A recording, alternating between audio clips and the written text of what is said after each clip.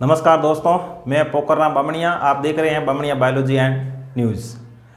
देखिए, कल विज्ञान विषय की बोर्ड परीक्षा है, इसलिए मैं आप सभी को इस एग्ज़ाम की अग्रिम हार्दिक शुभकामनाएं और बधाई देना चाहता हूं कि आपका यह पेपर बहुत ही शानदार हो। आपने पूरे सत्र पर्यंत जो मेहनत की है वो मेहनत आपकी रंग लाए। इम्तिहान में आप अच्छे अंकों से पास हो, आपका पेपर बहुत ही अच्छा हो, ऐसी मैं प्रकृति से कामना करता हूँ। अब आपके पास उतना टाइम नहीं है, कल सुबह आपका एग्ज़ाम है, तो मैं आपको थोड़ा ये बताना चाहूँगा कि जो आपकी बुक्स है उस पूरी बुक्स का रिवीजन आप 1-1.5 घंटे के अंदर कर सकते हैं और आपको यही करना है। और ये वीडियो मैं कोशिश करूँगा कि कम समय में अधिक प्रश्नों का इसमें समावेश कर सकूँ, तो आप इसको भले ही स्पीड बढ़ा के सुन लें। मेरे हिसाब से यह वीडियो आपके लिए बहुत ही फायदेमंद होगा। मैं पूरी बुक के अंदर जो प्रश्न मेरे हिसाब से इम्पोर्टेंट है उन सभी प्रश्नों को इसमें इंक्लूड करने का काम करूंगा। सुबह आप टाइमली उठ जाएं और समय पर विद्यालय, आपका जो एग्ज़ाम सेंटर है वहां पहुंचें। चूँकि विज्ञान विषय की परीक्षा है तो उस हिसाब से आप रेडी होकर जाएँ। प्रवेश पत्र और उसके साथ में पेंसिल, रबड़, शार्पनर, ये सभी चीज़ें आप साथ ले जाएं। अच्छे से डायग्राम बनाएं।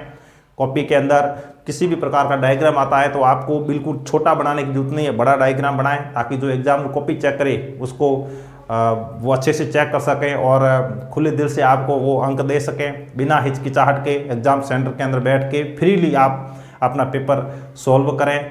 किसी भी प्रकार का माइंड के ऊपर आप प्रेशर नहीं रखें। अपने माता पिता का आशीर्वाद लेकर जाएं और स्कूल में जाने के बाद अपने गुरुजनों का आप आशीर्वाद लें और उसके बाद में पेपर आप सॉल्व करें, अच्छी परीक्षा दें। मैं पुनः आपके उज्जवल भविष्य की कामना करता हूं और आपका रिजल्ट अच्छा रहे, इसकी मैं अग्रिम आपको शुभकामनाएं और बधाई देना चाहता हूं और दे रहा हूं। अब हम बात करते हैं कुछ इम्पोर्टेंट प्रश्न जो विज्ञान विषय के हैं और कल आपके एग्जाम के अंदर आने वाले हैं। तो देखिए, सबसे पहला प्रश्न है पीओपी। प्रश्न पूछा जा सकता है पीओपी की फुल फॉर्म क्या है। तो फुल फॉर्म क्या हो जाएगी? Plaster of Paris. POP plaster of Paris. अब इसका सूत्र क्या है? तो सूत्र है इसका कैल्शियम सल्फेट हाफ H2O। बहुत ही इंपॉर्टेंट प्रश्न है, कई बार बोर्ड परीक्षा के अंदर ये सवाल पूछा गया है। पीओपी इसका रासायनिक सूत्र क्या है? तो कैल्शियम सल्फेट हाफ H2O। अब यहाँ पर एक प्रश्न ये भी आता है कि जिप्सम का सूत्र क्या है? जिप्सम, तो कैल्शियम सल्फेट 2H2O। 2H2O है तो जिप्सम है, हाफ H2O है तो क्या है? Plaster of Paris. तो ये बातें ध्यान रखनी है। यहाँ पर ये जो जल के अणु इसके साथ में है, इसको क्रिस्टलन जल के अणु कहा जाता है। क्रिस्टलन जल पूछा जाए पीओपी के अंदर क्रिस्टलन जल के कितने अणु होते हैं? तो आधा अणु होता है। और जिप्सम के अंदर कितने होते हैं? तो 2 अणु होते हैं। इस तरह से छोटा प्रश्न है लेकिन इसके अंदर इंक्लूड मैंने आपको 3-4 छोटे प्रश्न बताने का प्रयास किया है। नेक्स्ट प्रश्न है हमारा रक्त का पीएच। तो रक्त का पीएच कितना होता है? 7.4।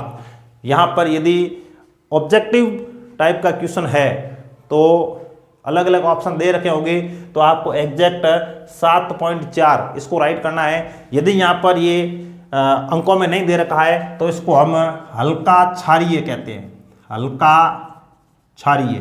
तो रक्त जो होता है उसका पीएच 7.4 या रक्त है वो हल्का क्षारीय होता है। अब नेक्स्ट आता है जो कार्बनिक पदार्थ है, उसकी 3 श्रेणी हैं, एल्केन, एल्कीन और एल्काइन।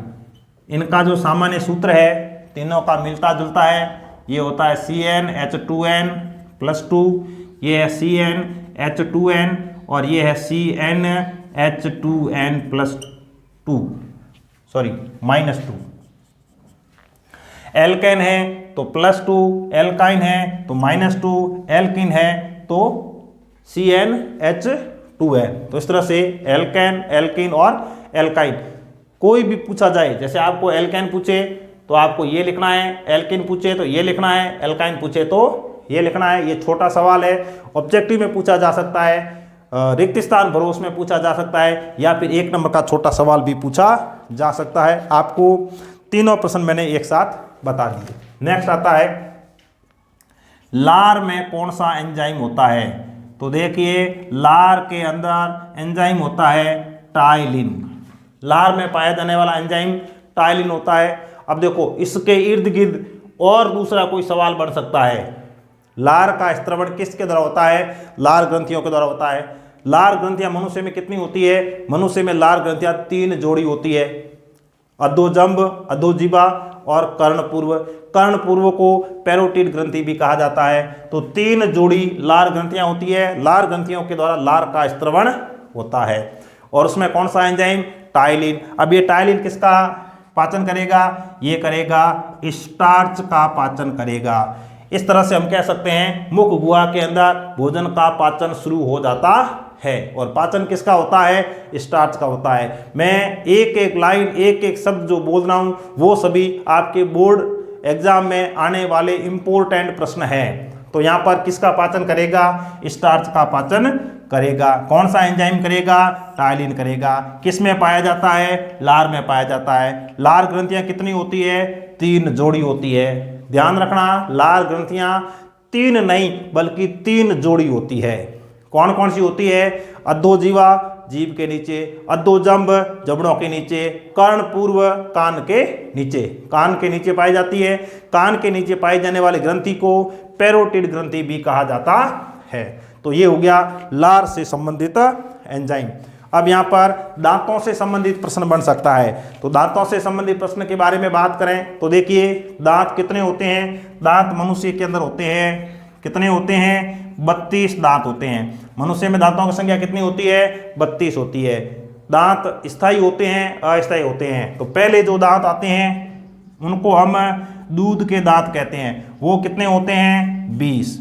इसका मतलब ये हुआ कि दांत जीवन में 2 बार आते हैं, इसलिए इसको द्विबार दंती कहा जाता है। दांत जो होते हैं वो यहाँ जबड़े के अंदर जो गड्ढे पाए जाते हैं, जबड़े के ऊपर जो गड्ढे पाए जाते हैं, गड्ढों के अंदर पाए जाते हैं, इसलिए इसको दांतों को गर्त दंती कहा जाता है। क्योंकि ये 2 बार आते हैं इसलिए इनको द्विबार दंती कहा जाता है। अब दांत आकार में, संरचना में, कार्य में अलग अलग प्रकार के होते हैं, इसलिए दांतों को विषम दंती भी कहा जाता है। दांत 4 प्रकार के होते हैं, आई, सी, पीएम और एम। आई, सी, पीएम और एम दांत होते हैं 4 प्रकार के, इंसाइजर, कैनाइन, प्रीमोलर और मोलर।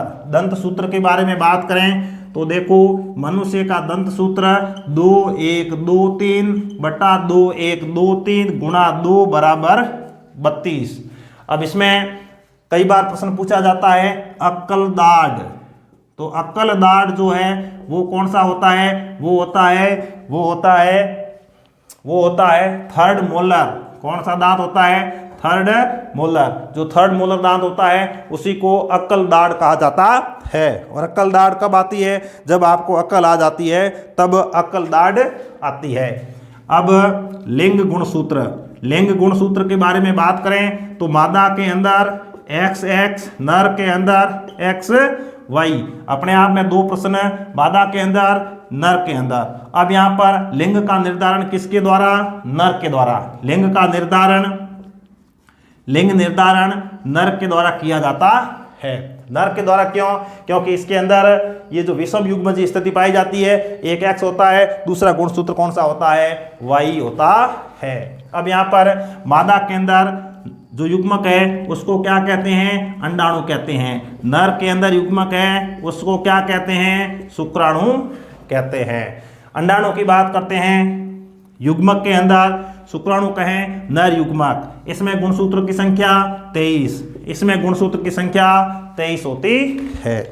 नेक्स्ट हम बात करते हैं आनुवांशिकी के जनक। किसके जनक?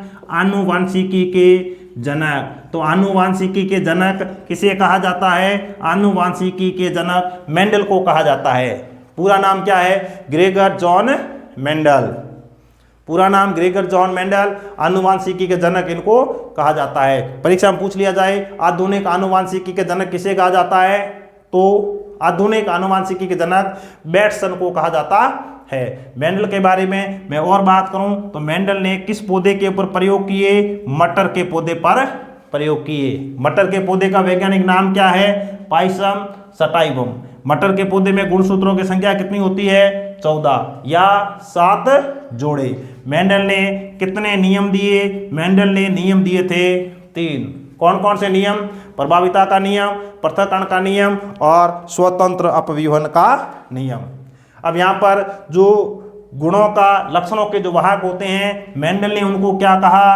कारक कहा। मेंडल ने इनको कारक या अंग्रेजी में बोले तो फैक्टर कहा। जैसे जैसे जीव विज्ञान की आगे खोजें हुई वैसे वैसे बाद में 1909 के अंदर एक वैज्ञानिक आया जिसका नाम था जोहानसन। जोहानसन ने किसके बारे में बताया? जीन के बारे में बताया। अपने आप में प्रश्न है, जीन के बारे में किसने बताया? जोहानसन ने बताया। कब बताया? 1909 के अंदर। इससे पहले 1902 के अंदर एक गुणसूत्र सिद्धांत भी प्रस्तुत किया गया था। अब देखिए नेक्स्ट प्रश्न आता है, फ्यूज को किसी संयंत्र के साथ किस क्रम में जोड़ा जाता है?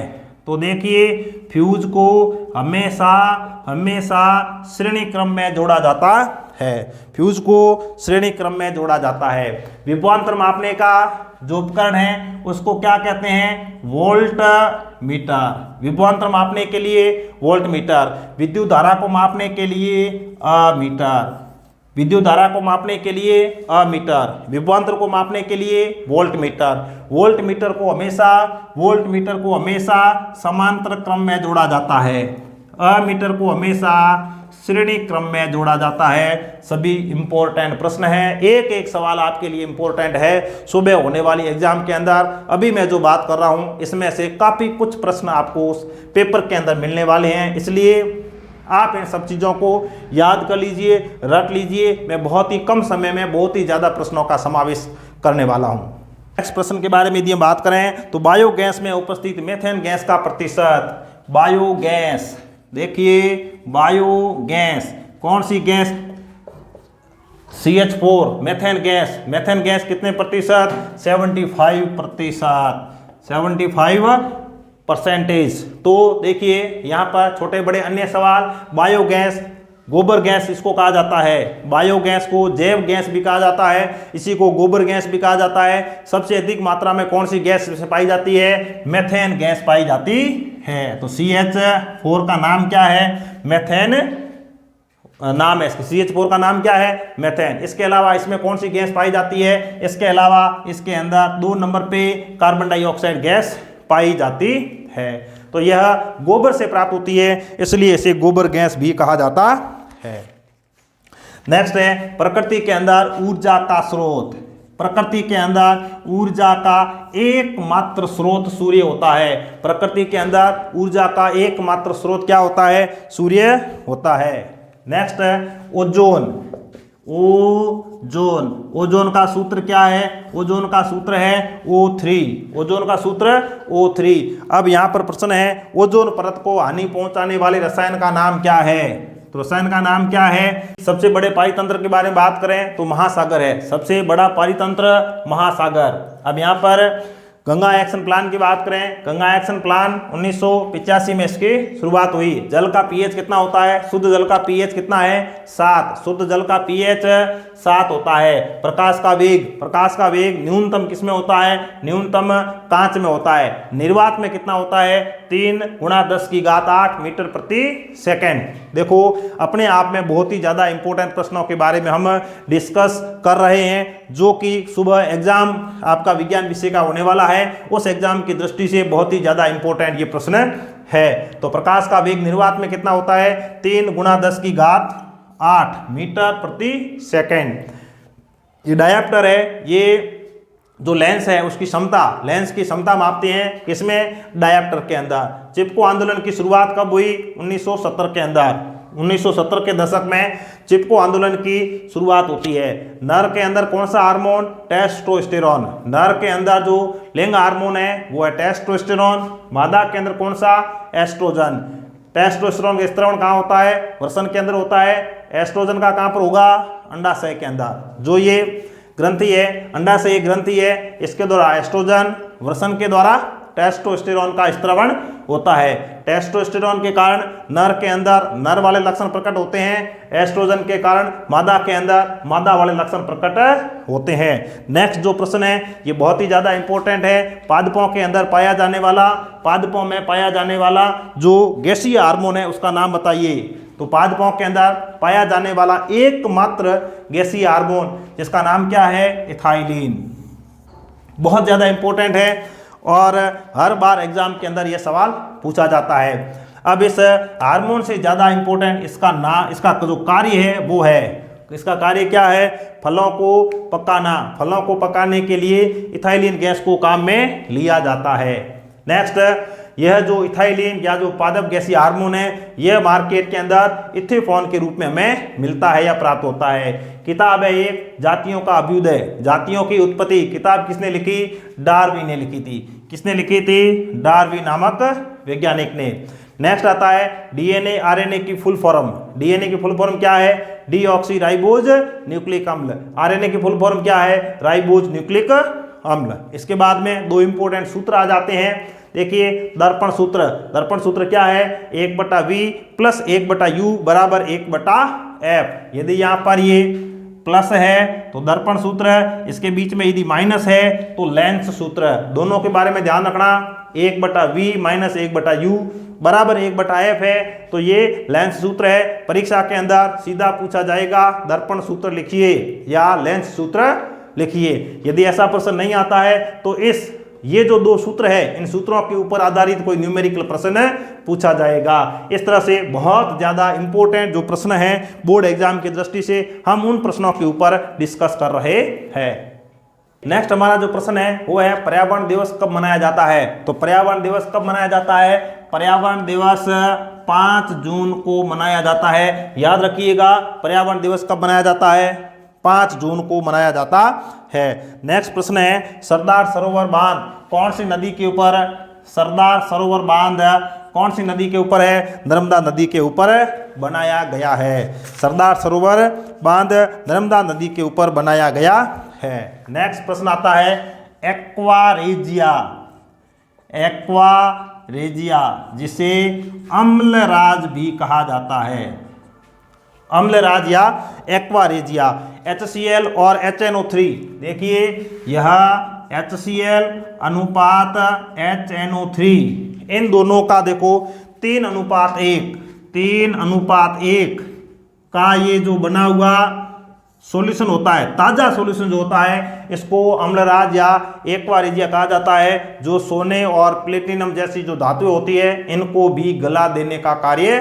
करता है। मतलब जो HCl और HNO3 इन दोनों के अंदर जो पावर होती है उससे ज़्यादा पावर है वो इसके अंदर होती है, एक्वारेजिया। अब देखो इस तरह से और सवाल आता है ATP की full form, ATP full form हो जाएगी एडिनोसिन ट्राइफॉस्फेट। क्या नाम होगा, एडिनोसिन ट्राइफॉस्फेट। यदि इस तरह से ADP कहा जाए तो एडिनोसिन डाइफॉस्फेट। 3 है तो ट्राइफॉस्फेट, 2 है तो डाइफॉस्फेट, 1 है तो मोनोफॉस्फेट। तो ADP का क्या हो जाएगा, एडिनोसिन डाइफॉस्फेट। AMP हो तो एडिनोसिन मोनोफॉस्फेट। एक आता है NADP, फुल फॉर्म हो जाएगी nicotinamide adenine nicotinamide adenine diphosphate, nicotinamide adenine dinucleotide phosphate. अलग अलग प्रकार के प्रश्न। अगला प्रश्न है कि भोजन का जो पाचन है वो सबसे अधिक कहाँ पर होता है। तो भोजन का पाचन सबसे अधिक कहाँ पर होता है, छोटे आंत के अंदर होता है। सबसे अधिक भोजन का जो पाचन हुआ है उसके बाद इसका अवशोषण कहाँ होता है, तो वह भी छोटे आंत के अंदर होता है।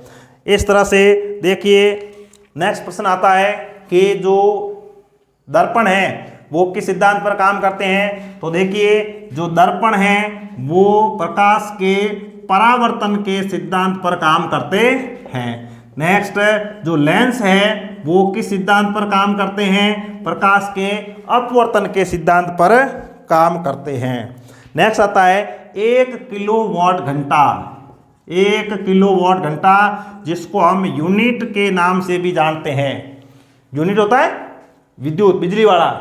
1 किलोवाट घंटा, 1 किलोवाट घंटा, 1 यूनिट। अब 1 यूनिट कितने जूल के बराबर होता है?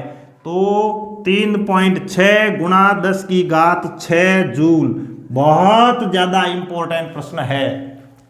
3.6 गुणा 10 की घात 6 याद रखना है। 3.6 यहां पर भी 6, तो कितने जूल हो जाएंगे? 3.6 गुणा 10 की घात 6। नेक्स्ट प्रश्न है बल्ब के अंदर जो धातु होती है कौन सी होती है? टंगस्टन। बल्ब के अंदर जो फिलामेंट होता है किस धातु का बना होता है? टंगस्टन का बना हुआ होता है। CNG की फुल फॉर्म, CNG की फुल फॉर्म हो जाएगी संपीड़ित प्राकृतिक गैस। संपीड़ित प्राकृतिक गैस, CNG की फुल फॉर्म है संपीड़ित प्राकृतिक गैस। नेक्स्ट देखिए, और हम बात करते हैं प्रतिरोध के बारे में। प्रतिरोध, जिसको रेसिस्टेंस भी कहा जाता है। प्रतिरोध को 2 क्रम में जोड़ा जाता है, श्रेणी क्रम में, दूसरा समांतर क्रम में। श्रेणी क्रम में इसका जो तुल्य प्रतिरोध होता है वो R बराबर, साथ में जितने भी जोड़े गए हैं R1, R2, R3 सबको ऐसे जोड़ते जाएंगे। ये तो हो जाएगा श्रेणी क्रम। समांतर क्रम में तुल्य प्रतिरोध ऐसे ज्ञात करेंगे, 1/R बराबर 1/R1 plus 1/R2 plus 1/R3 plus 1/R4। जितने भी प्रतिरोध है इनको व्युत क्रम करते जाएंगे और जोड़ते जाएंगे। तो ये समांतर क्रम और श्रेणी क्रम। इसी तरह से नेक्स्ट हम बात करें अम्लीय वर्षा। अम्लीय वर्षा देखिए, अम्लीय वर्षा में बरसात के पानी का जो pH होता है वो 5.6 से कम हो जाता है। कितना? 5.6 से कम। अम्लीय वर्षा है तो pH कितना? 5.6 से कम। और यदि यहीं पर दंत क्षय के बारे में पूछ लिया जाए तो pH कितना होता है? 5.5 से कम। दोनों बातें ध्यान रखनी है। प्रश्न यहां से पूछा जाएगा, यहां से चूक गए तो यहां पूछा जाएगा। तो देखिए, अम्लीय वर्षा 5.6 pH और दंत क्षय 5.5 pH। हीमोग्लोबिन के बारे में प्रश्न बच सकता है। रुधिर या जो ब्लड है यह लाल रंग का क्यों होता है? हीमोग्लोबिन के कारण। हीमोग्लोबिन के अंदर एक धातु पाई जाती है जिसका नाम क्या है? आयरन। फिर एक प्रश्न ऐसे भी बनता है कि जो हरित लवक है, हरित लवक, उसमें कौन सी धातु पाई जाती है? तो मैग्नीशियम पाई जाती है। बहुत कम समय में बहुत ही ज़्यादा प्रश्नों का हम समावेश करते हुए इस विज्ञान विषय को पढ़ रहे हैं। बहुत ज़्यादा इम्पोर्टेंट आपके लिए प्रश्न आपको कल एग्जाम के अंदर इस रिवीजन में से मिलने वाले हैं। स्नेल का नियम है sin I बट्टे sin R बराबर म्यू या कांस्टेंट। sin I बट्टे sin R बराबर कांस्टेंट या म्यू, इसे स्नेल का नियम कहा जाता है। नेक्स्ट आता है, कई बार प्रश्न पूछा जाता है कि संरचनात्मक एवं क्रियात्मक इकाई क्या है। अब ये इकाई यदि शरीर की पूछे तो क्या होगी? कोशिका। यदि ये वृक्क की पूछे तो क्या होगी? नेफ्रॉन। नेफ्रॉन को हिंदी में वृक्काणु कहा जाता है। यदि ये फेफड़ों की पूछे तो क्या होगी? कुपिका। फेफड़ों की संरचनात्मक एवं क्रियात्मक इकाई इसे कहेंगे, कुपिका को कहते हैं। तंत्रिका तंत्र की यदि कहे, तंत्रिका तंत्र की कहे तो क्या होती है? न्यूरॉन्स होती है। ये है संरचनात्मक एवं क्रियात्मक इकाई। प्रश्न पूछा जाए हमारे शरीर की संरचनात्मक एवं क्रियात्मक इकाई को क्या कहते हैं, तो कोशिका कहते हैं, सेल कहते हैं। कोशिका के बारे में बात करें तो कोशिका की खोज 1665 के अंदर रॉबर्ट हुक नामक वैज्ञानिक ने की थी। तो इस तरह से पूछा जा सकता है नेफ्रॉन जो कि किसकी इकाई है, वृक्क की इकाई है, इसको वृक्काणु कहा जाता है। इसका कार्य क्या है, इसका कार्य है वृक्क के अंदर किसका निर्माण होता है, मूत्र का निर्माण होता है। तो ये नेफ्रॉन क्या करेंगे, रुधिर को छानेंगे, रुधिर को छानकर मूत्र का निर्माण करेंगे। मतलब ये हुआ कि जो नाइट्रोजनीय अपशिष्ट पदार्थ है उनको रक्त से अलग करने का कार्य किसका है, नेफ्रॉन का या वृक्काणु का होता है। इसको हम क्या कहते हैं, मूत्र कहते हैं, या इसी को हम यूरिन कहते हैं। फिर फेफड़ों के अंदर जो वायु कूपिका होती है, जो वायु कोश है या वायु कूपिका है, एल्वियोलाई है, ये फेफड़ों की संरचनात्मक एवं क्रियात्मक इकाई है। यहाँ से गैसों का क्या होता है, आदान प्रदान होता है। तंत्रिका तंत्र की इकाई जिसको न्यूरॉन्स कहा जाता है। न्यूरॉन्स की संरचना आप देख लीजिएगा, चित्र हमेशा एग्जाम में पूछा जाता है। तंत्रिका कोशिका का नामांकित चित्र बनाइए। तो देखिए इस तरह की होती है तंत्रिका कोशिका। ये तंत्रिका कोशिका है। देखिए भाई, परीक्षा में प्रश्न पूछा जाए तो ये रोम सदस्य जो संरचनाएं होती है इनको द्रुमाश्म कहा जाता है। द्रुमाश्म या डेंड्राइट्स कहा जाता है। ये क्या है, कोशिका का है, ये है इसका केंद्र। ये जो एक मोटा तंतु बाहर निकलता है इसको तंत्रिकाक्ष कहा जाता है। इसके ऊपर एक सुरक्षात्मक आवरण होता है, इस आवरण को माइलिन आच्छाद कहा जाता है। और यहाँ पर ये जो है सिनेप्टिक पुट्टिकाएं अंत में बनती है, इससे आगे नई तंत्रिका कोशिका इससे जुड़ती है या जुड़ती जाती है। परीक्षा के अंदर सवाल पूछा जा सकता है हमारे शरीर की सबसे लंबी कोशिका कौन सी है, तो कौन सी है साहब, न्यूरॉन्स है, जिसको तंत्रिका कोशिका भी कहा जाता है। फिर आता है प्रतिवर्ती क्रिया। प्रतिवर्ती क्रिया, तो प्रतिवर्ती क्रिया का मतलब यह है हमारे शरीर के अंदर जो अचानक क्रिया होती है, चलते चलते कांटा लग गया, चलते चलते कोई पिन चुभ गई, गर्म तवा है हाथ लग गया, गर्म वस्तु के हाथ लग गया, अचानक जो क्रियाएं हुई है उसका डिसीजन या वो जो क्रिया है उसमें ये ग्रहण भी की जाएगी, संवेदना, फिर इसके बाद अनुक्रिया भी की जाएगी। ये सबको मिलाकर प्रतिवर्ती क्रिया कहा जाता है। इस दौरान जो रास्ता तय किया जाता है इसको प्रतिवर्ती चाप कहा जाता है। फिर हम विभिन्न प्रकार की जो अंतःस्रावी ग्रंथि है, अंतःस्रावी ग्रंथि के बारे में बात करें तो बहुत ज़्यादा इंपॉर्टेंट ग्रंथि का नाम क्या है, पीयूष ग्रंथि। कहाँ पाई जाती है, मस्तिष्क में पाई जाती है। पीयूष ग्रंथि के द्वारा स्त्रवित हार्मोन का नाम क्या है, वृद्धि हार्मोन, जिसको ग्रोथ हार्मोन कहा जाता है। ज्यादा स्त्रवण हो गया आदमी लंबा हो जाएगा, कम स्त्रवण हो गया तो बोना रह जाएगा। यह ग्रंथि हमारे शरीर के अंदर जितनी भी ग्रंथियां हैं सभी के ऊपर कंट्रोल करने का कार्य करती है, इसलिए इसे मास्टर ग्रंथि कहा जाता है।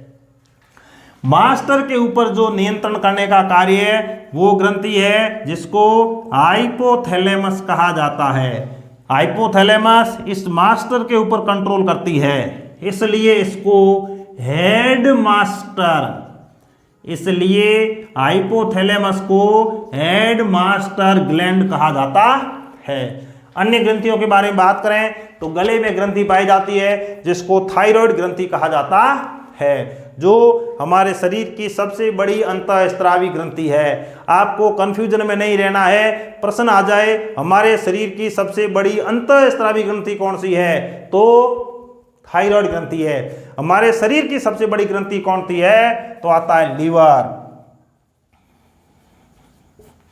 हमारे शरीर की सबसे बड़ी ग्रंथि कौन सी है, यकृत या लीवर। सबसे बड़ी अंतःस्रावी ग्रंथि के बारे में पूछा जाए तो थायराइड। कहाँ पाई जाती है, गले में पाई जाती है।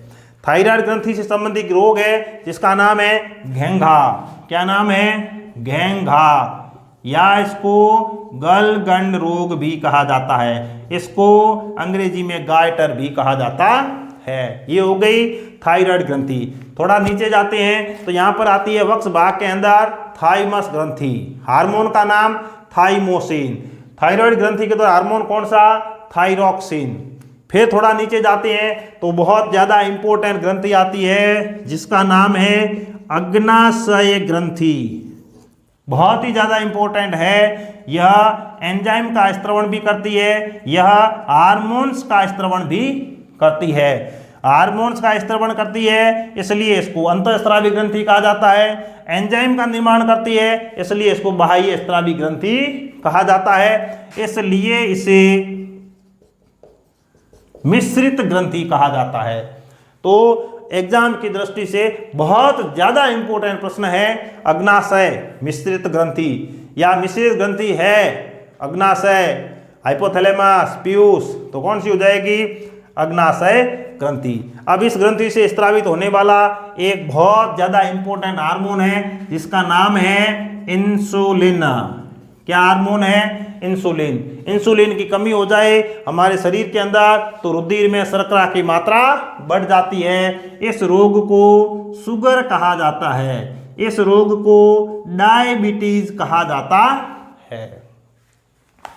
तो डायबिटीज क्या है? डायबिटीज में कौन से हार्मोन की कमी हो जाती है, फिर इसका इलाज कैसे करते हैं, ये सब चीजें आपकी एग्जाम की दृष्टि से इंपॉर्टेंट हो जाती है। उसके बाद में आती है देखिए जनद ग्रंथियां। जनद ग्रंथि, जनद ग्रंथि में नर की बात करते हैं तो इसमें वृषण पाए जाते हैं, मादा के अंदर अंडाशय पाए जाते हैं। अब ये जो अंडाशय और वृषण है ये ग्रंथियों वाले पाठ में भी है, जनन वाले पाठ के अंदर भी है, तो आपने डिटेल से पढ़ा होगा। लेकिन फिलहाल आपको यहाँ पर ध्यान रखना है कि मादा के अंदर अंडाशय एक जोड़ी होते हैं, संख्या में 2 होते हैं। कौन सा हार्मोन? एस्ट्रोजन हार्मोन का स्त्रवण इनके द्वारा किया जाता है। एस्ट्रोजन हार्मोन के कारण मादा के अंदर प्रति माह अंडाशय से एक अंडाणु बाहर निकलता है। इस क्रिया को अंडोत्सर्ग कहा जाता है। अंडोत्सर्ग के बाद में अंडाणु अंडवाहिनी से होता हुआ गर्भाशय की ओर आता है। यदि बीच में शुक्राणु से मिलना हो जाता है तो यह शुक्राणु से राम राम कर लेता है, जिसको हम निषेचन कहते हैं। यदि निषेचन की क्रिया संपन्न हो जाती है तो शुक्राणु अंडाणु मिलकर बच्चे का निर्माण करेंगे और वो बच्चा गर्भाशय के अंदर आके रुक जाता है। इस क्रिया को रोपण कहा जाता है। फिर वह जो भ्रूण है वह शिशु माता के गर्भाशय से जुड़ जाता है, उसको अपरा कहा जाता है।